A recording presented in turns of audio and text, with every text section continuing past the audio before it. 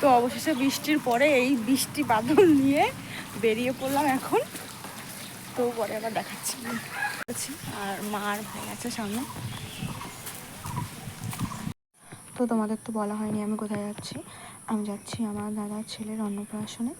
আমি বাড়ি থেকে বেরিয়ে গেলাম। প্রথমে রাস্তায় এসেছিলাম, রাস্তায় এসে দেখি অটো দাঁড়িয়ে আছে, তো অটোয় উঠে গেলাম।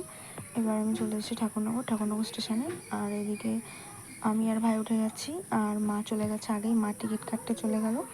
তো এবার দেখি আমাদের ঠাকুরনগরে বিখ্যাত পরোটার দোকান কমলেশ, আর যেটা দেখলেই খেতে ইচ্ছে করে। তো মাকে বললাম যে একটু পরোটা কিনে দাও। তারপরে গেলাম, মা টাকা দিল। পরোটা নিয়ে আমি আর ভাই একটু খেয়ে নিলাম। খেয়ে এবার আমরা দেখি ট্রেন চলে এসছে। তো ট্রেনে করে চলে গেলাম।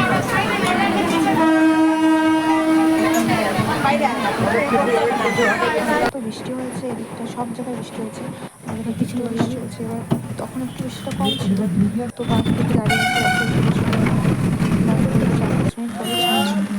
তো বাসটা ছেড়ে দিল।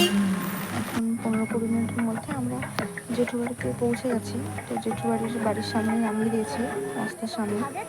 তো ওখান থেকে নামালো, দেখি রাস্তার সামনে আবার গেট লাগিয়েছে। তো এখন জেঠু বাড়িতে চলে এসেছি। জেঠু বাড়ির সামনেই কিছুটা জায়গায় কি সুন্দর মাছ, মানে বাড়ির সামনেই আছে, কি সুন্দর পদ্ম ফুল, এত ভালো লাগছিল দেখে। দেখছি ছোটো ছোটো অ্যাকোরিয়ামের মাছগুলো সামনে সাজানো, কি যে ভালো লাগছে এগুলো দেখে। আমার অবশ্য মাছ দেখতে খুব ভালো লাগে। তো যখন এসেছি তখন দেখি পুচকুটা ঘুমোচ্ছে। এবার ঘুমোনো বাচ্চার তো ফটো বা ভিডিও নিতে নেই, ওর জন্য আর